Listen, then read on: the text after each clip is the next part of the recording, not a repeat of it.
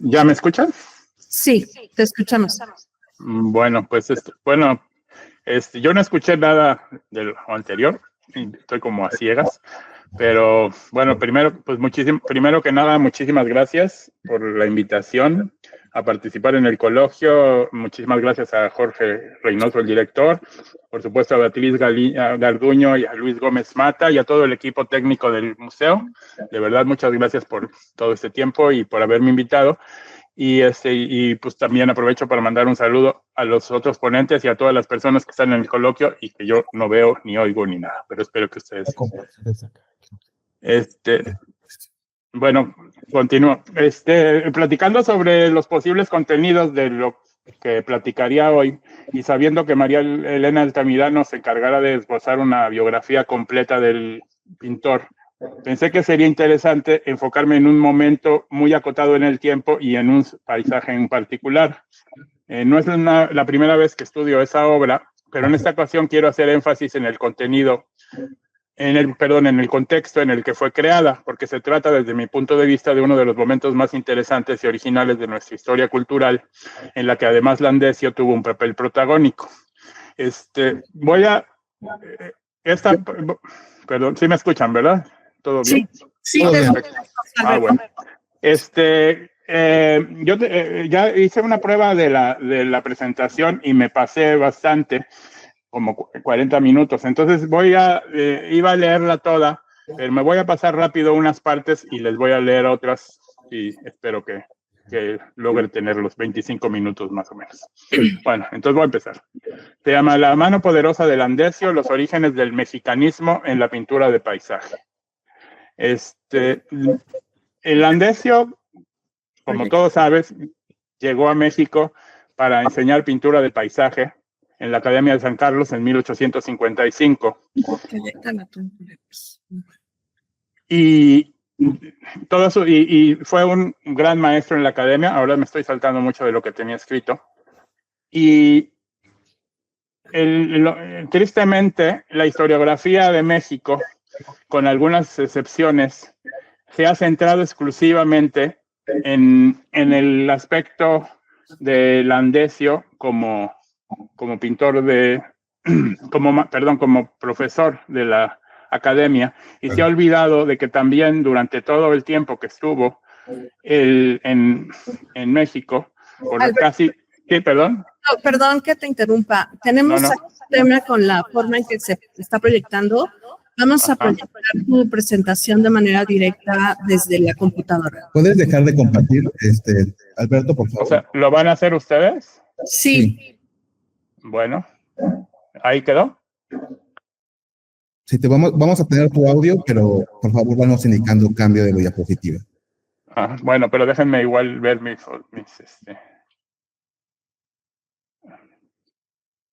Yo sí la tengo que ir viendo. O sea, eso ya lo quitaron, ¿verdad? Ya no lo ven. No. Sí lo vemos. ¿Puedes dejar de compartir? A ver, esperen un segundo. Gracias. Sí, perdón. Ay.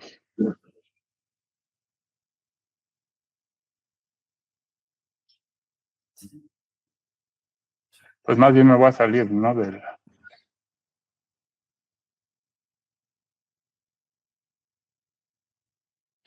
Está en la otra, ¿no está en la otra pantalla? ¿En dónde? ¿Así se desconectó? Sí, Alberto. Gracias. Danos un segundo para poder abrirla. Gracias. ¿Esa es la presentación?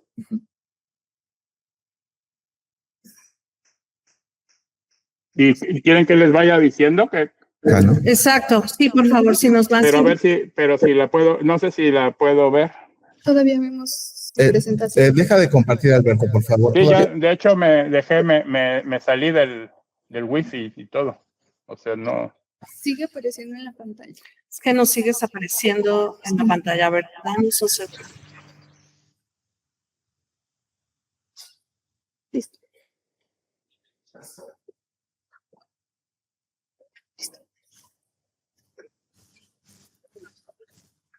Ahora sí. Ahora sí, Alberto, por favor, si empiezas y nos vas indicando para hacer el review. Bueno, pues muy bien. Pues si quieren, pasemos a las siguientes. Y ahora a la siguiente. Ahí. Si quieren, voy a empezar entonces a leer aquí y a ver si puedo. Bueno, lo que les decía es que por casi 2 décadas el artista piamontés ejerció su trabajo como profesor ejerció su trabajo como profesor en la academia, pero nunca dejó al lado su actividad artística. Por el contrario, sus óleos en proceso estaban siempre expuestos en su estudio particular, al que, como estipulaba su contrato, podía entrar libremente cualquiera de sus discípulos para mejor conocer las prácticas del arte. De hecho, esas imágenes que están viendo las hizo para que sus discípulos la copiaran y fueron copiadas muchas veces. Si pueden cambiar la siguiente. Gracias. Las decenas de cuadros que Landesio pintó en México conforman uno de los conjuntos paisajísticos más originales del siglo XIX. Sin embargo, con notables excepciones como los de Manuel Revilla, Manuel Romero de Terreros, Margarita Nelken, Raquel Tibol y Fausto Ramírez, a quien, dicho sea de paso, debemos la revitalización y la modernización de los estudios de paisaje en México, la historiografía del arte ha reducido sistemáticamente y no siempre de manera desinteresada la impronta de Landesio en nuestro país a su labor docente. Si pueden cambiar la imagen, por favor. Por eso, me pareció que sería importante centrar esta plática en la importancia y el reconocimiento que llegó a tener Landesio en México, no solo como profesor, sino también como pintor de paisaje. La siguiente, por favor. Voy a enfocarme en un episodio particular, su papel protagónico en uno de los momentos fundacionales de nuestra cultura visual, los primeros años de la República restaurada, cuando una de sus obras le dio ser en el sentido que le daba el término el historiador Edmundo Gorman, es decir, cuando una idea adquiere realidad histórica, a lo que podríamos llamar el mexicanismo en la pintura de paisaje. Un término de mexicanismo que ya no es muy popular y del que abundaré más adelante, pero por ahora basta saber que lo tomo prestado de Ignacio Manuel Altamirano, quien fue, hasta donde yo sé, el primero en utilizarlo en el contexto de las artes plásticas. Ahora sí lo cambian. Bueno, esta imagen ahí está, se ve Landesio pintando en uno de sus cuadros de 1858. Bueno, ahora sí empiezo propiamente. El 19 de junio de 1867, cuando fusilaron a Miramón, Mejía y Maximiliano en el Cerro de las Campanas, todo apuntaba a que Eugenio Landesio tendría los días contados en el país, porque solo unos meses antes, había estado a punto de comenzar una serie de paisajes al fresco con temas de la historia de México en el Palacio de Chapultepec por encargo de Maximiliano, con quien llevaba una muy buena relación, entre otras cosas porque Carlota era una pintora de paisajes aficionada. Además, no era la primera vez que la llegada al poder de los liberales amenazaba su cargo. En 1863, él y los directores de pintura y arquitectura, que también eran extranjeros, fueron separados temporalmente de sus cátedras por negarse a participar en la firma de un acta pública contra la intervención extranjera. Si pasan la siguiente, por favor. Gracias. Las señales parecían todavía más claras un mes después del fusilamiento, cuando en una columna anónima del periódico El Siglo XIX, argumentando lo peligroso y antilógico que es poner la institución pública en manos de los traidores, se exigió la destitución de todos los profesores de la academia.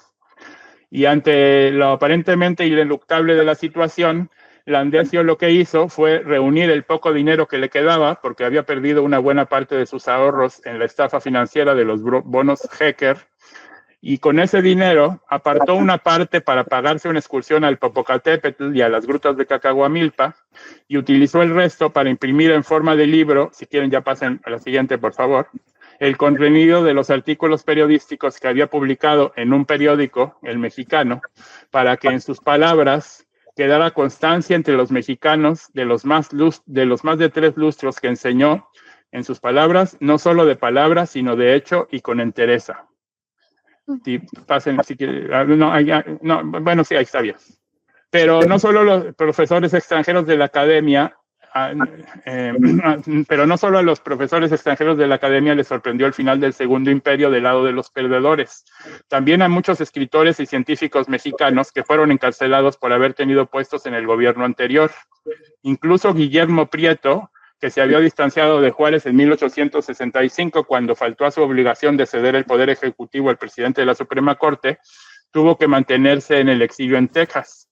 Sin embargo, en buena medida gracias a estos dos señores, a Ignacio Manuel Altamirano y a Vicente Riva Palacio, que había sido coronel uno y general otro en el bando victorioso, se las ingeniaron para empezar a organizar a los otros escritores de su generación e interceder con el gobierno para que, sin importar su filiación política, los escritores y editores que vivían exiliados pudieran regresar a México y salieran de la cárcel los que se encontraban en prisión, lo que condujo, en palabras del historiador Daniel Blesnik, a un verdadero renacimiento de la literatura mexicana. Si le pueden cambiar, por favor.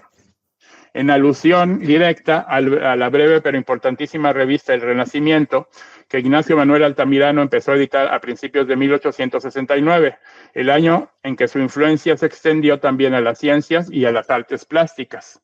Gracias a la mediación de Altamirano y Riva Palacio, los primeros en reincorporarse a la vida pública fueron sus maestros, los miembros liberales del grupo literario que conformó en la década de 1830 la célebre Academia de Letrán, y que eran en 1867, en palabras de Altamirano, los vigorosos robles que han resistido el choque de tantas tempestades y que con su elevada inteligencia sirven de faro a la nueva generación.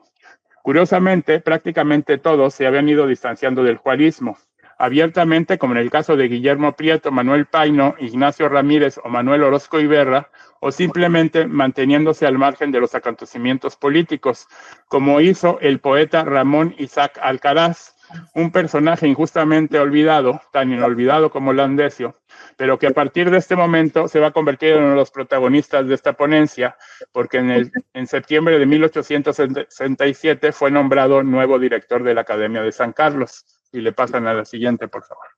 Ese es Ramón Alcaraz y ese es su libro de poemas. Alcaraz había sido funcionario de la Secretaría de Fomento durante el primer gobierno de Juárez y gracias a él se rescató buena parte del acervo colonial que hoy se exhibe en el MUNAL. Pero contrario a lo que dice su biografía oficial, confeccionada cuidadosamente a finales del Porfiriato, y que se sigue repitiendo hasta hoy, no pasó los años de la invasión acompañando a Juárez en su peregrinación por el norte del país, sino en la Ciudad de México como miembro de administración de una compañía de seguros y como profesor de historia, declamación y literatura en varias instituciones educativas. Lo primero que hizo el nuevo director de la academia fue interceder con el gobierno en favor de los profesores, y para finales de diciembre de 1867, todos, incluyendo Clavé y Landesio, ya estaban rehabilitados de nuevo de manera oficial. Si cambien, por favor, la imagen. Gracias. Alcaraz era un melómano como Landesio y los dos habían colaborado en la formación de la Sociedad Filarmónica Mexicana, donde seguramente iniciaron su amistad. Y tan pronto llegó a la academia, el poeta fue testigo del cuidado con el que el paisajista impartía sus clases y la dedicación que le dedicaba a sus estudiantes.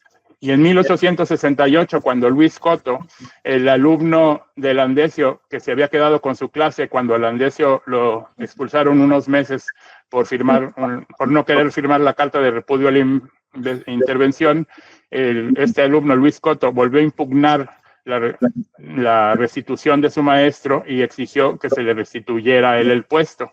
Y entonces lo que hizo Alcaraz fue defender al pintor italiano y ratificarlo en su cátedra. Pero una vez restablecida la normalidad en la academia, el nuevo director le recordó al paisajista italiano que los maestros de San Carlos estaban obligados a pintar una obra original para la galería de pintura de la escuela y que Landesio no la había entregado todavía. Y pueden cambiar la siguiente. Gracias. Landesio argumentó que ya había cumplido con el compromiso con la publicación de Los cimientos del artista, dibujante y pintor, un tratado de inspiración purista para la enseñanza de los fundamentos matemáticos de la pintura, que había escrito hacía unos años y que se había publicado.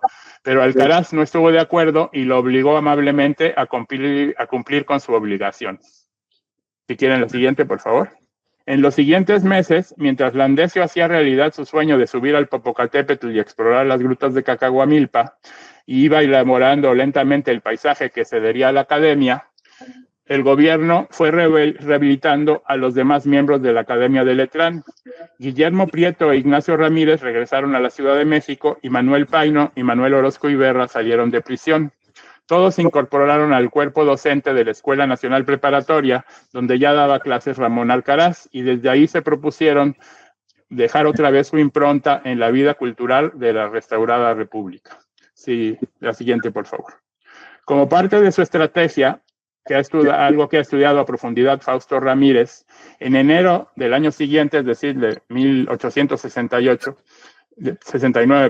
Guillermo Prieto hizo varias visitas a las instituciones educativas de la capital para dar cuenta de los avances en su columna que publicaba todos los domingos en el Monitor Republicano. Pasó varias veces por la Academia de San Carlos y admiró las nuevas obras de los profesores y los alumnos. Se emocionó con una alegoría de la Constitución de 1857 pintada por Petronilo Monroy y quedó conmovido con la flor marchita de Manuel Carranza. El que sigue, por favor. Para coronar la visita, Alcaraz lo llevó al estudio en donde el profesor de paisaje estaba dándole los últimos toques al cuadro que se había comprometido a entregar a la colección de la academia. El escritor estuvo más de una hora examinando el lienzo en compañía del artista y no podía salir de su asombro. Había encontrado de pronto la gran obra de arte que anhelaba su generación. Abro comillas. Teníamos luz y glorificación en el alma, escribió en su columna dominical. Había venido a nuestro interior y vivido en nuestra sangre el ideal y la grandeza del arte. Estaba frente a una inmensa vista del Valle de México que, en sus palabras, había sido calcada de la naturaleza calada de la naturaleza viva por la mano poderosa de Landesio. La siguiente, por favor. Los lectores del Monitor Republicano tendrían que esperar hasta diciembre para ver las maravillas que les había descrito Prieto en el periódico, cuando por fin quedó abierta al público la 14ª exposición de la Escuela Nacional de Bellas Artes. Pero como Landesio no había terminado todavía su lienzo, la dirección de la academia decidió que el plato fuerte de la exposición fuera la imagen que están viendo, la alegoría de la Constitución de 1857 de Petronilo Monroy, que se colocó en el sitio principal al centro de una galería de la academia que se abría por primera vez al público. Es un cuadro grandísimo de 2,5 metros de altura. Pero conforme pasaron los días, las críticas negativas a la alegoría empezaron a multiplicarse en la prensa y Alcaraz tomó una decisión inusual, pedirle a Landesio que se expusiera su obra sin terminar. Esa fue la primera vez que se exhibió públicamente, aunque transfigurado, el paisaje que había visto Guillermo Prieto en el estudio del paisajista a principios del año. El Valle de México desde el Cerro del Tenayo, que de inmediato se convirtió en uno de los cuadros más admirados de la exposición. Y ahora sí, por fin, si podemos pasar para que lo vean. Bueno, y este es el Valle de México del que vamos a hablar más ahora. He dicho transfigurado porque, curiosamente, el cuadro que se mostró en la exposición no era el cuadro que describió Prieto en su crónica periodística. Esa primera versión se encuentra en una colección particular y, hasta donde yo sé, solo ha sido reproducida una vez, precisamente en el libro José María Velasco, Paisajes de Luz, Horizontes de Modernidad, de María Elena Altamirano. Entonces, pues solo me voy a centrar en esta, pero la otra imagen, la que vio Prieto, es igualmente interesante, es igual que esta, y pueden ir al libro a buscarla y verla. Pero está hecha desde el mismo punto de vista, pero representa, curiosamente, un momento completamente diferente del año y del día. Esta, como pueden ver, es un atardecer en tiempo de secas, y el otro cuadro, el que describió Prieto, es un amanecer en tiempo de lluvias, y los dos son muy interesantes. Pero este es el cuadro que finalmente fue el que conoció el público en 1869. ¿Qué fue lo que hizo que una obra de un súbdito italiano que apenas unos meses antes había sido considerado un paria por su amistad con Maximiliano y pensaba que regresaría a Roma, de pronto, para que se convirtiera de pronto en una imagen tan importante para la flamante República Liberal? En primer lugar, naturalmente, el tema que representaba, el Valle de México. Aunque contra los patrios deseos de Justino Fernández, el Valle de México, como geografía artística, no fue ni una creación de José María Velasco, ni una creación de Landesio. Si podemos pasar a la siguiente, por favor.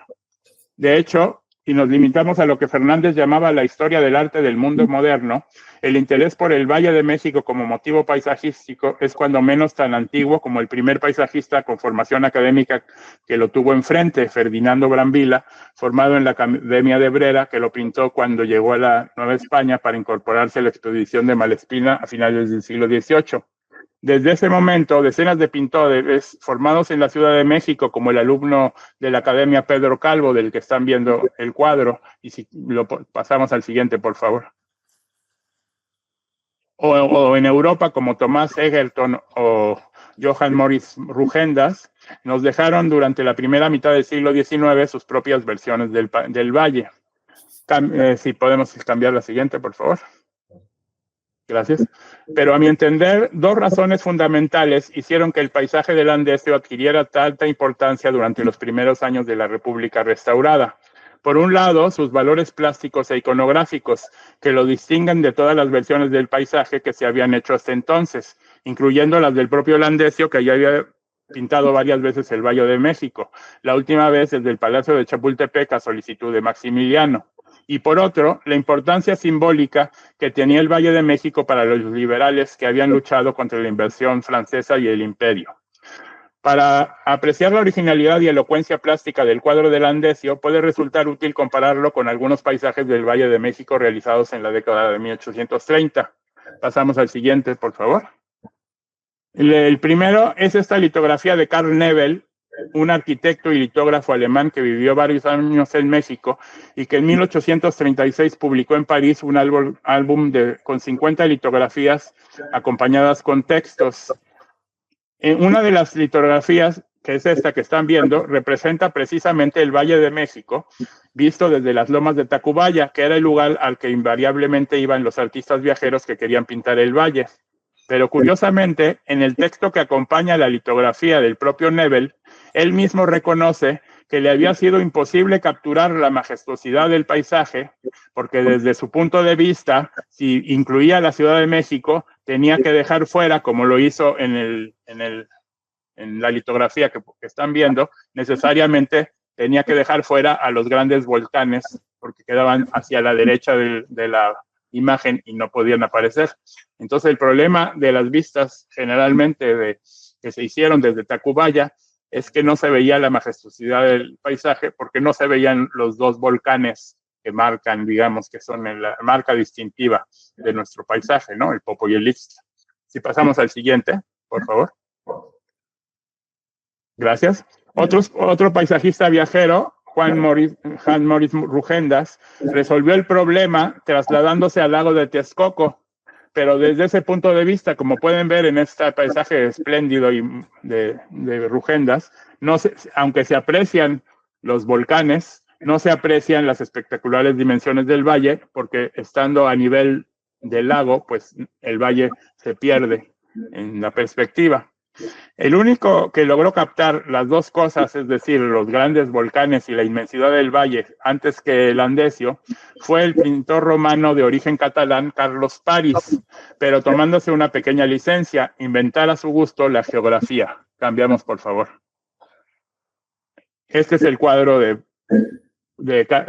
París.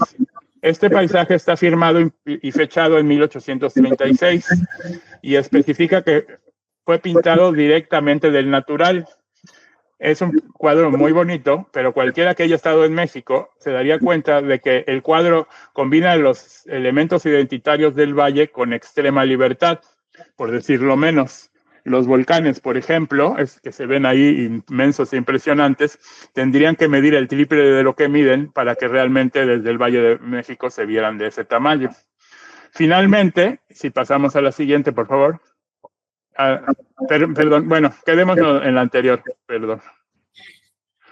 Finalmente, bueno, ahora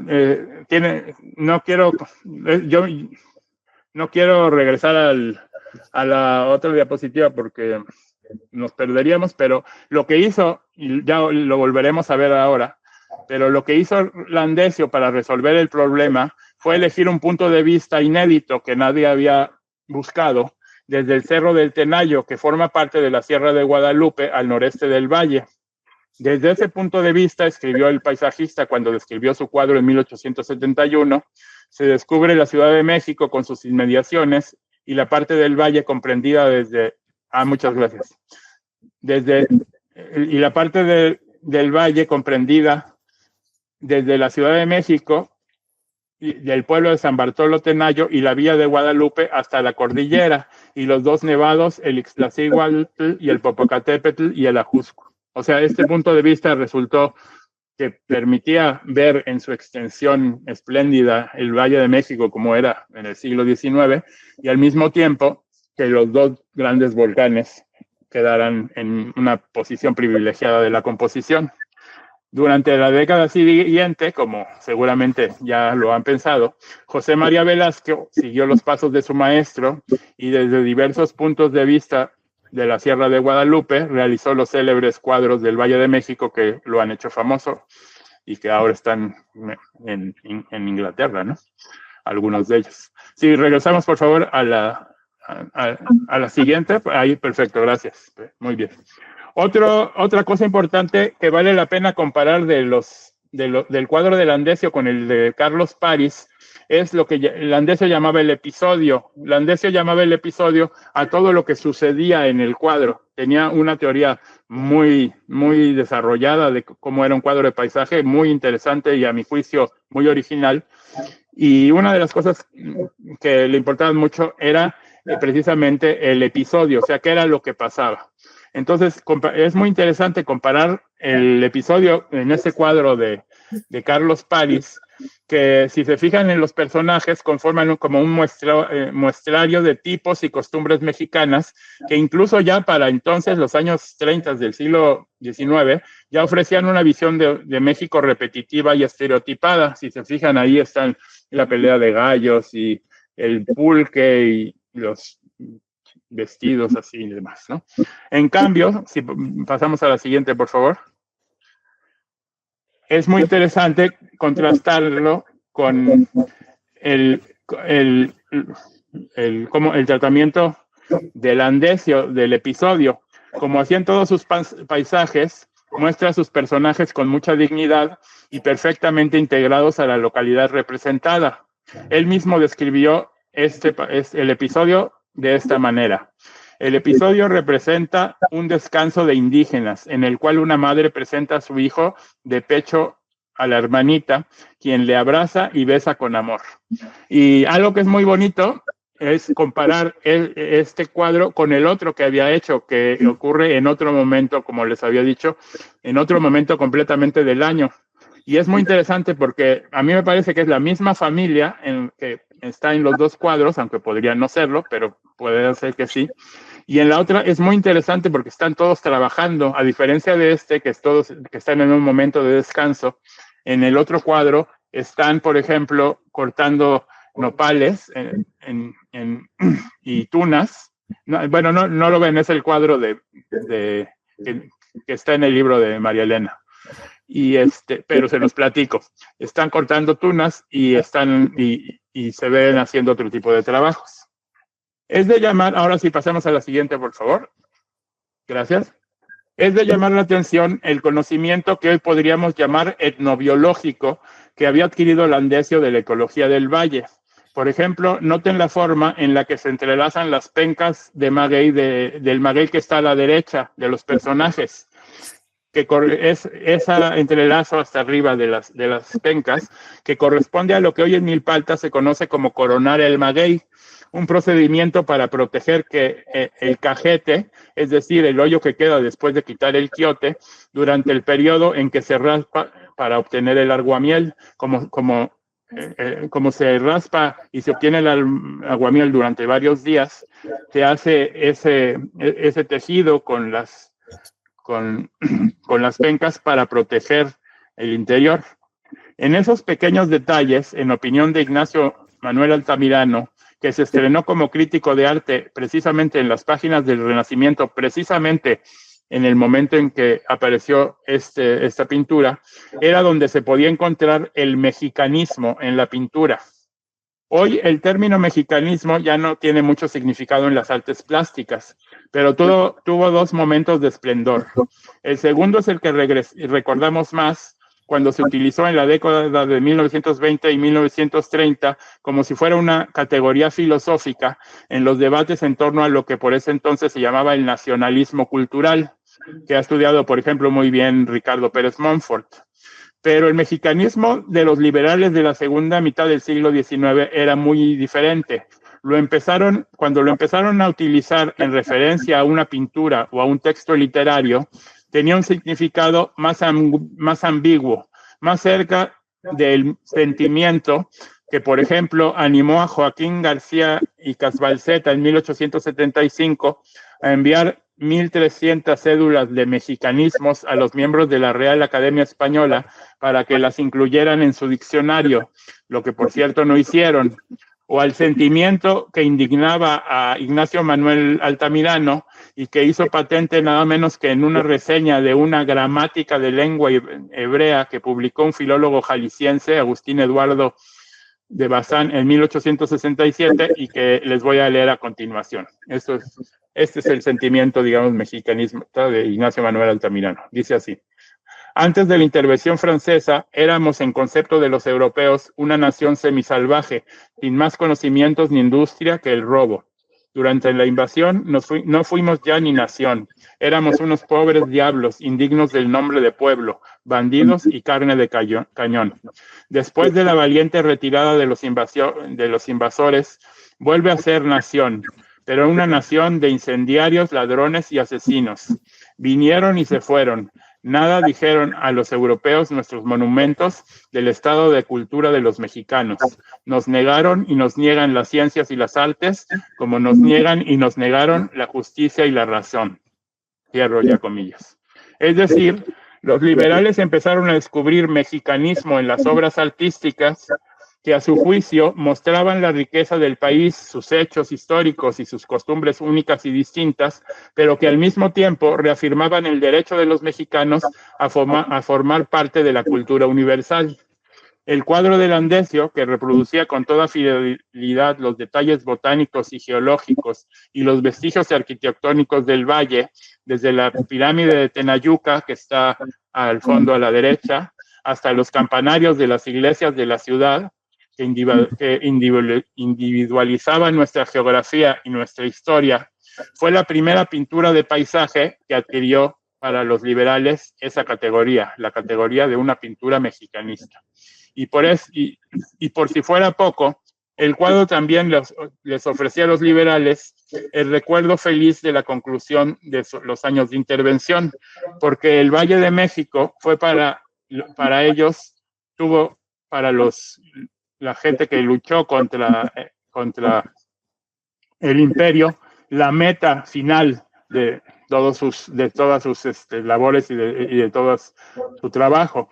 Cambio, por favor, de imagen.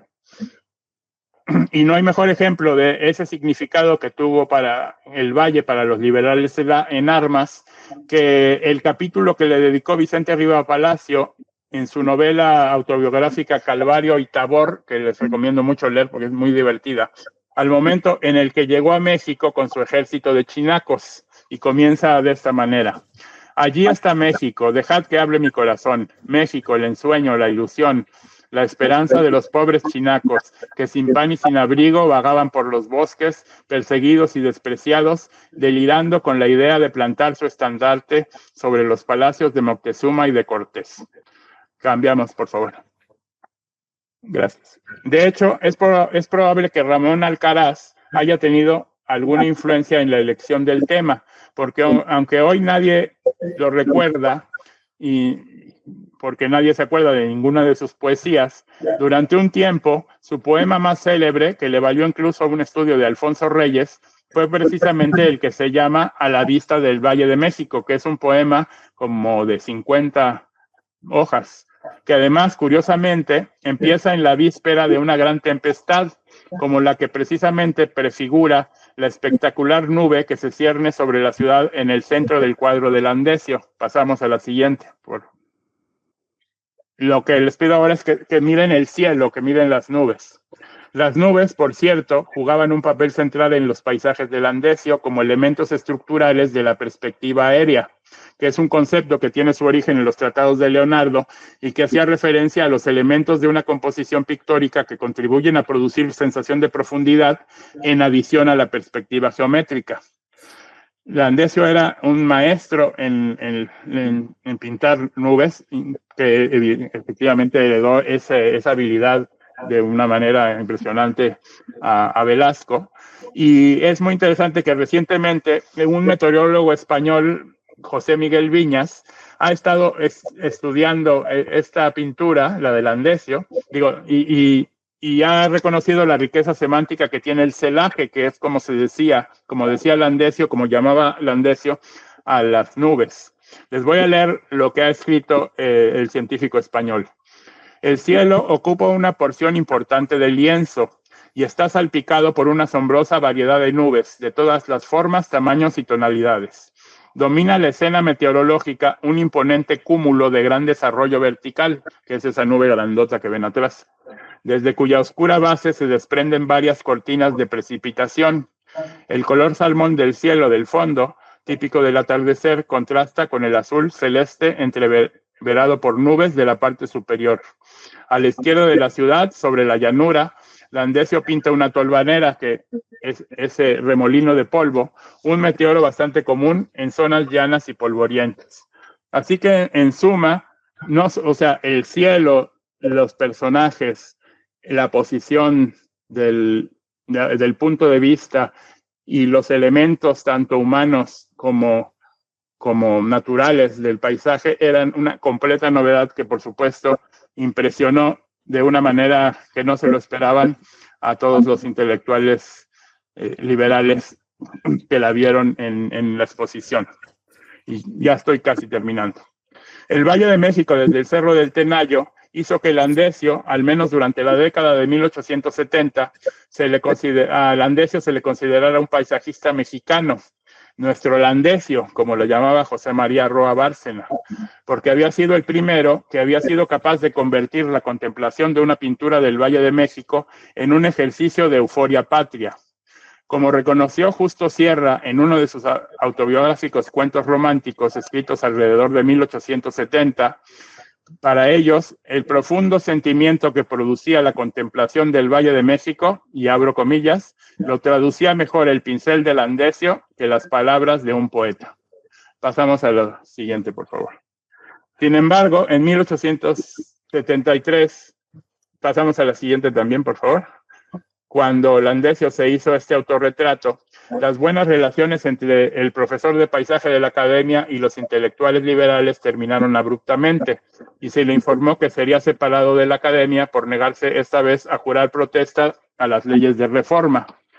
Landesio propuso como su sucesor a José María Velasco, pero un grupo de influyentes liberales, encabezados visiblemente por Ignacio Manuel Altamirano, se decidió por otro de sus alumnos, Salvador Murillo, que, como imaginarán, fue el que finalmente fue elegido para el cargo.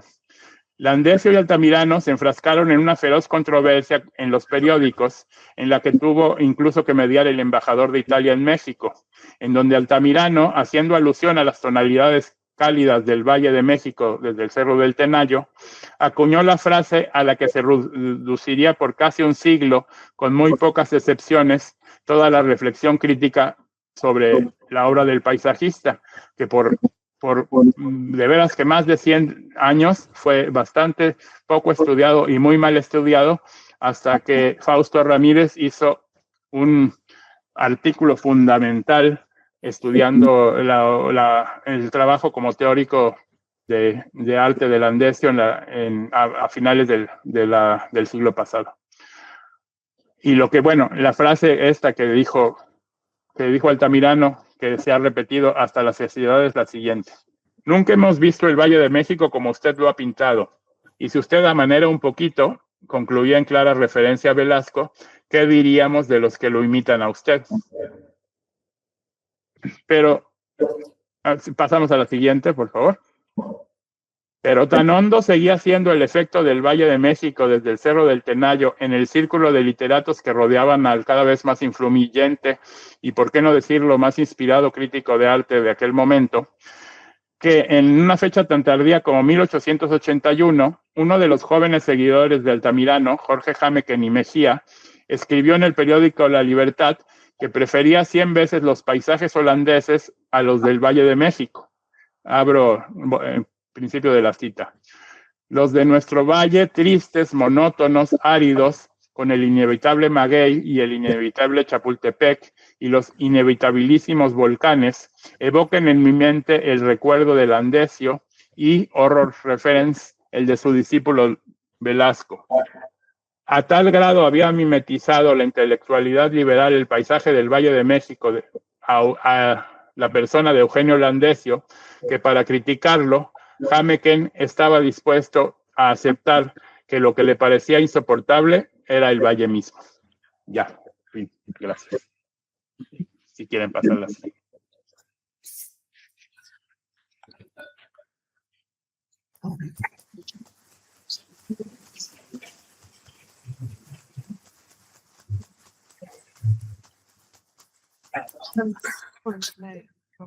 Sí. Muchísimas gracias, Alberto. No, gracias a ustedes. Por la presentación. Muy interesante este contraste que haces con la obra de Petronilo Monroy, que se presentó al mismo tiempo en el Salón de San Carlos con la obra del sello de Eugenio Landesio. Muchísimas gracias. Esta imagen de los personajes, esta película indígena, que es una representación muy amorosa de cómo es que ellos están descansando. Siempre he pensado que es un tributo por Landesio a estas tierras. Pues no sé si bien veo que tu presentación hay un color. ¿Quieres hablar de? ¿Hay algo más que comentar? ¿Sí me escuchan? Sí. Bueno, digo, te escuché más o menos, lo que me quise platicar de este momento en particular, porque se nos olvida, creo que se nos ha olvidado siempre, la historiografía de México, del arte mexicano, le debe a Landesio muchísimo, no solo precisamente, evidentemente, por su enseñanza, sino también porque hizo una obra fabulosa y muy original en México, ¿no? Y precisamente, como tú decías, que es una obra muy, en el mejor sentido de este mexicanismo de los liberales del siglo XIX, ¿no? Una obra que de veras está hecha, yo también creo, ¿no? Con ese amor, finalmente, Landesio veía, como igual a sus discípulos, en la naturaleza, veía representado, digamos, veía la obra del creador y tenía digamos, un acercamiento a lo que veía muy amoroso y muy, donde era muy importante, digamos, resaltar precisamente las particularidades, no tanto, o sea, porque eran particularidades, no tanto porque fueran mexicanas o no, sino simplemente porque eran únicas, ¿no? De la naturaleza, ¿no? Pero esa misma manera de mirar del Landesio es una manera que precisamente a los liberales del siglo XIX les llamó muchísimo la atención y se parecía mucho a la mirada que tenían ellos mismos de describir los paisajes. Es muy interesante comparar las pinturas de Landesio con la mirada de los liberales y también de muchos conservadores, porque en realidad en lo que al amor por la patria y a la cercanía por la naturaleza mexicana, pues ahí digamos que liberales y conservadores eran muy parecidos, ¿no? Hay que leer, por ejemplo, a Pesado, de los poemas que tiene también sobre México, ¿no? Entonces, se nos olvida este papel tan importante que tuvo Landesio, porque fue muy breve, o sea, porque duró, o sea, como pintor nacional duró 3 años, y además por el hecho de no ser mexicano, pues entonces muy rápido se olvidó. Y durante 100 años, pues prácticamente se perdió su imagen, o sea, hasta finales del siglo pasado, cuando precisamente yo creo que Esther Acevedo y Fausto Ramírez empezaron a rescatar a este personaje, y pues gracias a esos trabajos es que ahora pues yo puedo dar esta presentación y ustedes pueden armar una serie de pinturas y mostrarlas. Así que, pues digo, creo que hay que agradecer esos trabajos pioneros, y creo que hay que empezar a darle lugar a Landesio como un pintor nuestro, ¿no? Como decía Roa Bárcena, es nuestro Landesio, o sea, su pintura es sobre todo nuestra, ¿no? Independientemente de donde haya nacido, ¿no? Perfecto, pues muchísimas gracias, Alberto, muchas gracias por tu participación. Vamos a cerrar en este momento ya tu conferencia y vamos a dar paso a la mesa número 1, el paisaje como proyecto moderno, arte, academia e identidad en la formación de la nación mexicana. Muchas gracias, Alberto, hasta luego. Gracias.